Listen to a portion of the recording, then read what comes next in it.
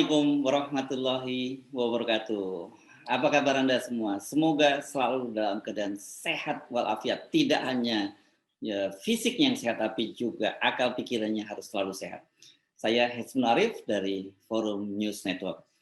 Mahkamah Agung memangkas hukuman Habib Rizik Sihab dari 4 tahun menjadi hanya 2 tahun. Jadi ada diskon 50%. Habib Rizik Sihab diskon hukumannya itu dalam perkara swab di Rumah Sakit Umi Bogor ya. Jadi sekarang ini vonis terhadap Habib Rizik Sihab ini tinggal separuh saja dengan menghitung masa penahanan sejak tanggal 10 bulan Desember tahun 2020, maka Habib Rizik Sihab ini akan bebas tanggal 10 Desember 2022.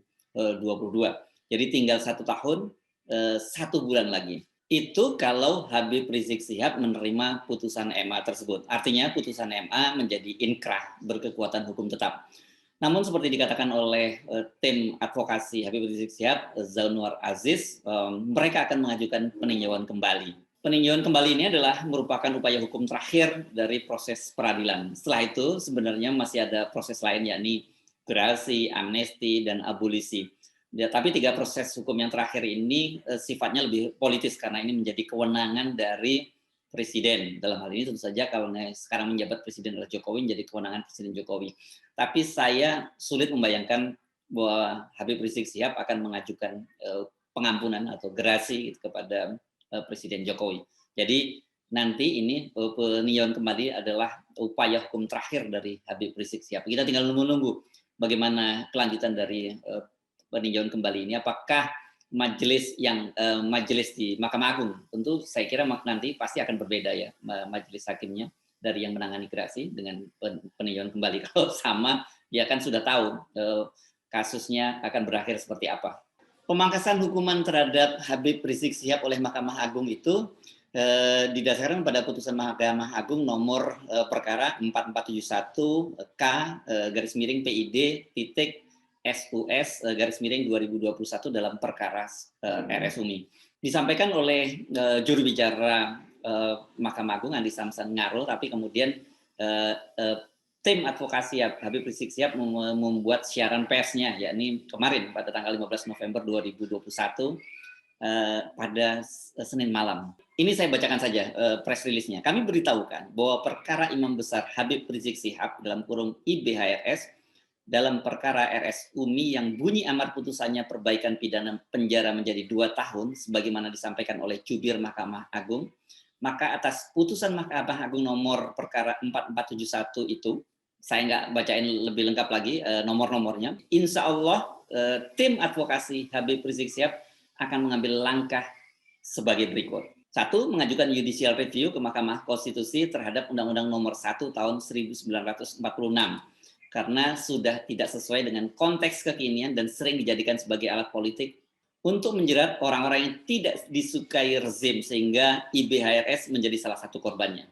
2. Mengajukan peninjauan kembali atau PK ke Mahkamah Agung karena IBHRS dalam kasus Rumah Sakit Umi tidak layak dipenjara walau sehari sebab hanya kasus prokes dan itu pun hanya ucapan baik-baik saja. Ini dalam tanda petik tulisannya baik-baik saja.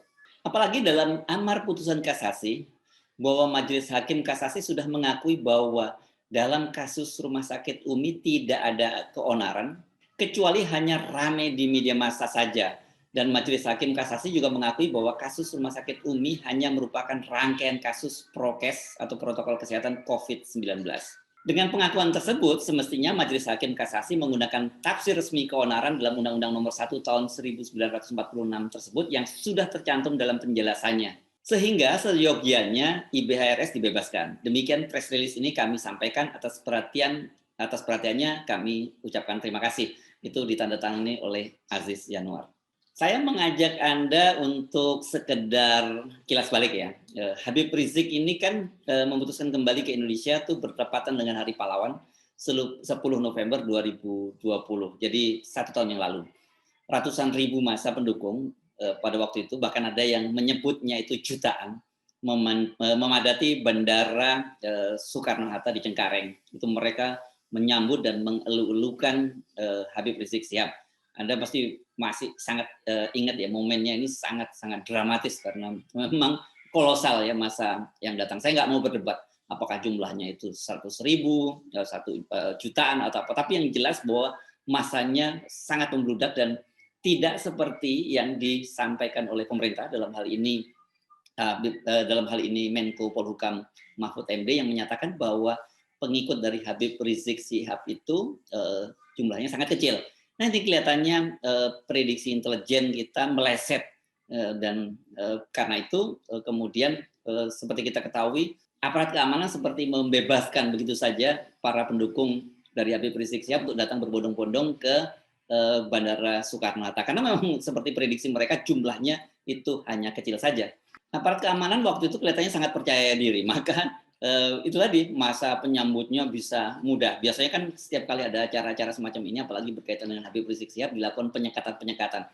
Ini tidak, masa dari berbagai kota bisa dengan leluasa datang ke Jakarta dan kemudian berbondong-bondong menuju ke Bandara Cengkareng.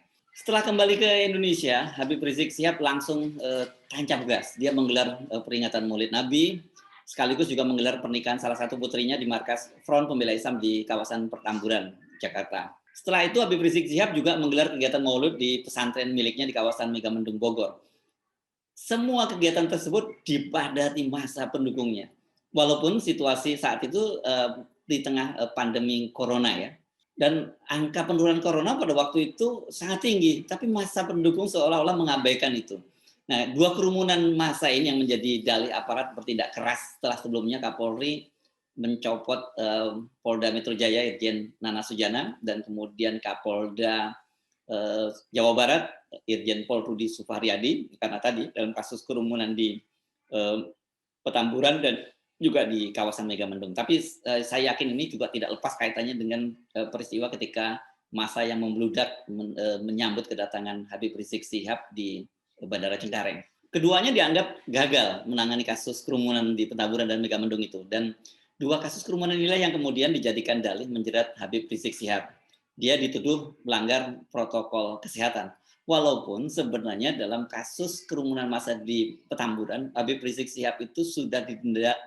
Habib Rizik Syihab sudah didenda oleh Pemprov DKI dengan hukuman yang sangat tinggi saat itu karena sampai 50 juta. Ini belum pernah pada waktu itu ada hukuman pelanggaran protokol kesehatan didenda sampai setinggi itu.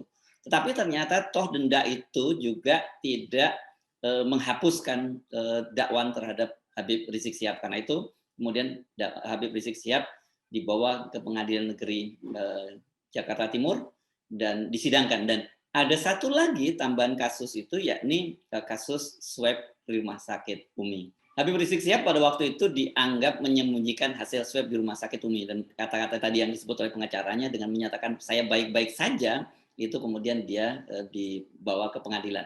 Nah, di tengah suasana yang memanas itulah terjadi peristiwa penembakan 6 orang laskar Front Pembela Islam yang menjadi pengawal Habib Rizik Syihab. Peristiwanya terjadi di kilometer 50 jalan ruas tol Jakarta Cikampek. Dan saat ini sedang berlangsung persidangannya terhadap 2 orang polisi. Tadinya ada 3 orang polisi dari Polda Metro Jaya, tapi 1 orang dikabarkan sudah meninggal dunia karena kecelakaan tunggal. Jadi sekarang ini tinggal 2 orang yang menjalani persidangan. Kasusnya juga ramai, banyak dipersoalkan karena selain banyak keanehan-keanehan, para terdakwa ini juga tidak ditahan. Padahal kasusnya ini kan sangat serius. Untuk 2 kasus kerumunan di Petamburan dan Megamendung, seperti kita ketahui Habib Rizik Syihab itu dihukum ringan, walaupun cukup berat ini sebenarnya kalau dalam konteks pelanggaran kesehatan, terutama kasus kerumunan di Petamburan. Kerumunan di Petamburan itu Habib Rizik pada waktu itu dituntut sampai 2 tahun penjara, tapi kemudian hanya divonis 8 bulan. Dan kemudian kerumunan di Megamendung, jaksa menuntut lebih ringan 10 bulan penjara dan kemudian hanya didenda 20 juta rupiah. Dengan vonis itu sesungguhnya Habib Rizik Syihab pada waktu itu akan segera bebas. Ya kan, tadi hitung-hitung kalau dia ditangkap pada bulan Desember dan kemudian vonisnya 8 bulan penjara, itu kan artinya pada bulan Agustus kemarin 2021 Habib Rizik Syihab harusnya sudah bebas. Namun yang menjadi masalah kan kemudian dari persidangan kasus yang terakhir ini, yakni kasus swab di Rumah Sakit Umi, hakim menjatuhkan hukuman yang sangat berat, yakni selama 4 tahun penjara. Dalam kasus ini, Habib Rizik Syihab itu dituntut menggunakan pasal 14 ayat 1 Undang-Undang Republik Indonesia nomor 1 tahun 1946 dengan peraturan hukum pidana junto pasal 55 ayat 1 ke 1 KUHP. Habib Rizik Syihab didakwa menyebarkan kabar bohong dan menyebabkan keonaran. Undang-undang inilah yang nanti akan di judicial review oleh tim advokasi Habib Rizik Syihab. Dan kelihatannya bukan hanya Habib Rizik Syihab saja yang akan melakukan judicial review. Banyak sekali para aktivis itu yang dan juga para pemerhati hukum menganggap bahwa undang-undang ini sudah tidak relevan lagi.